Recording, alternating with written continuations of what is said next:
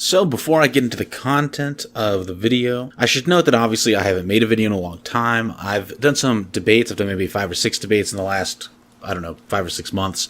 But I haven't made any videos on my YouTube channel in at least a year. And I'm going to try to get back in the habit of making some regular content. We'll just have to wait and see if that intention is one that I actually follow through with. But in any case, what I'm thinking right now anyway is that it's just going to be audio basically on YouTube for the most part. Occasionally there'll be stuff with a full kind of visual presentation, but for the most part it's just going to be audio and based off of things that I'm putting on my blog, so that if you want to go and see the tables and charts and the relevant things like that, or check the sources, you can always just go to the blog and see those things. That's what I'm going to try for a while anyway, and then I'll see how that goes, both in terms of how other people react to it and how I feel about continually doing it, and then, make decisions about future behavior in the future on that basis of the what will then be the past. Anyway, getting to the actual point of the video, this is going to be a video about the idea that recently Hispanic Americans have been moving away from the Democrat Party and into the Republican Party. Historically, if you look at U.S. presidential elections from 1972 to 2016, on average, Republicans got 31% of the Hispanic vote, and Democrats got 64%. So that's a net break in the favor of Democrats by 32 points. But according to various sources of recent data have made people wonder whether or not that's going to change very soon. So there was a recent poll out of the Wall Street Journal in which Hispanics said that if the election was held today, they would break for Biden by a single point, 44% to Biden, 43% for Trump. The same poll found that 37% of Hispanics would vote for a generic Republican for Congress and 37% for a generic Democrat, a straight tie. Now, there are two things to note. In the first place, obviously that's a strong departure from the historical norm. I already talked about the presidential historical norm in terms of the Congress. In 2018, the most recent congressional race, Hispanics voted 69% for Democrat, 29% for Republicans. So if they now voted 37-37, that would be an outrageous change. But of course, we should also note that they're not going to vote 37-37, because that would leave a huge number of Hispanics voting for neither party. And it seems very unlikely that they're going to massively, support the Green Party or the Libertarian Party or something like this. So that in part this is being driven by Hispanics moving away from Democrats into an undecided category and not moving straightforwardly into the Republican category. Now, and that is consistent with some Gallup polling. So Gallup polling in 2021 shows that in the first half of the year, there was a net 32-point advantage in favor of Democrats in terms of the party ID of Hispanic Americans. So 58% identified as Democrat or lean Democrat, 26% identified as Republican or leaned Republican. But in the second half of 2021, that had changed from a net Democrat advantage of 32 points to a net advantage of 28 points.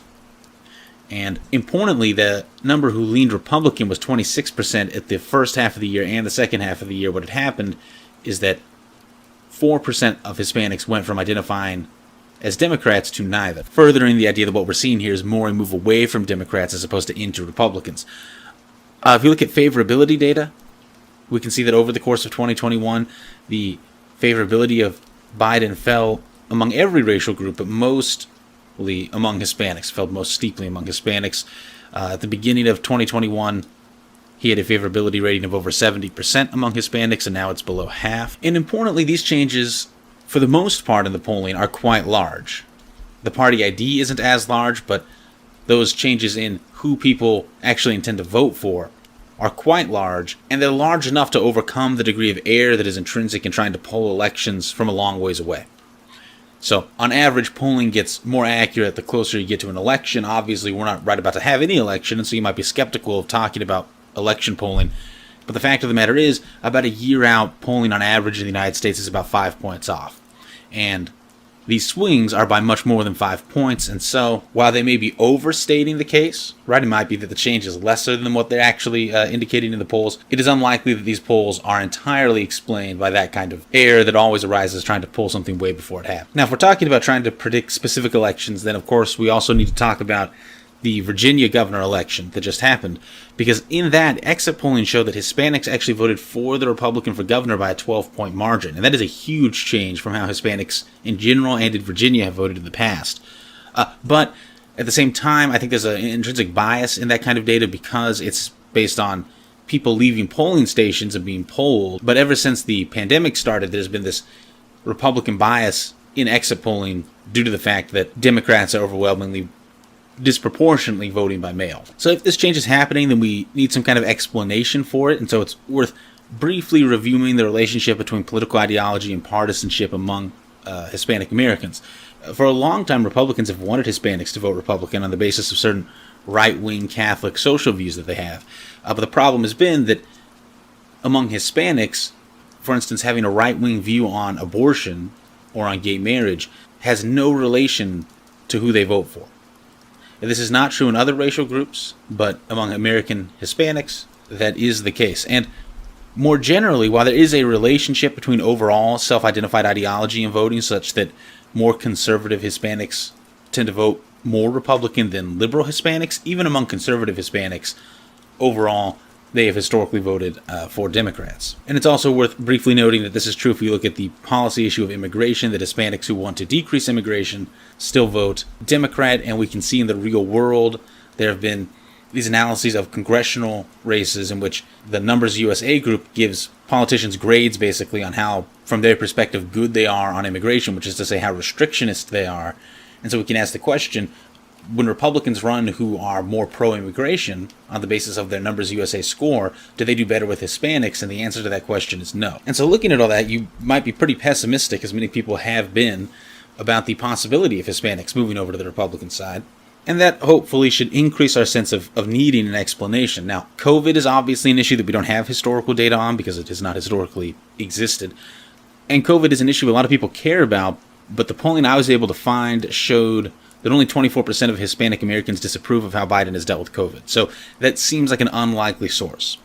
In the governor's race for Virginia, a lot of people talked about critical race theory. Now, critical race theory is not a new issue exactly, but it is a newly talked about issue, or it's a new way of talking about an old issue is probably the best way to put it. And here, unlike in a lot of issues, you see a big split between African Americans and Hispanic Americans. So among that subset of people who know what critical race theory is, or at least who say they do, 53% of Hispanics have an unfavorable view of it compared to just 22% of African Americans. And that's not totally shocking if you look at past research on Hispanic Americans. They have kind of mixed feelings about things like affirmative action and related policies, reparations and such. And very importantly, unlike some of the other issues I looked at, I said before that Hispanics who are right-wing on issues like abortion and immigration and gay marriage still vote Democrat and have historically. But Hispanics who are right-wing on racial issues actually do vote Republican.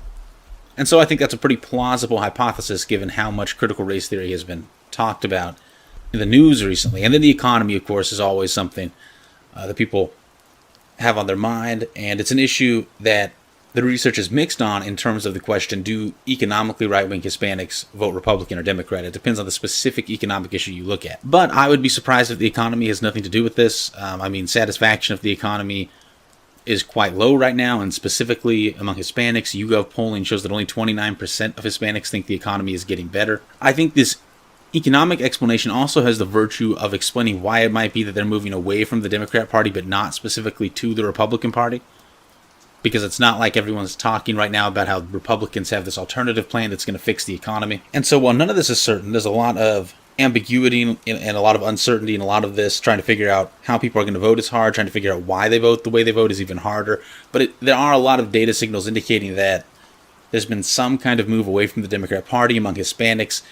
And if we had to guess, I think that racial politics in the form of critical race theory and the economy are probably our best guesses as to why that might have happened. And it'll be interesting to see going forward if Republicans can capitalize on this moment and move these disaffected Hispanics from the undecided or neither categories of party ID to the Republican category. And there you go, a short video. That's another thing I'm going to try to do, is make videos reasonably short. Not because I think that that's necessarily what will do the best view-wise, but because they're much easier to make, especially easier to make regularly and reliably. So I think that that's probably the best move, at least for the time being. But yeah, if you like the video, like and subscribe and all that kind of thing. And if you feel like making shorter, more audio-driven videos and pointing people to written material in order to see charts and tables and sources and that sort of thing is just an absolutely horrible idea, then feel free to comment about that as well. There you go.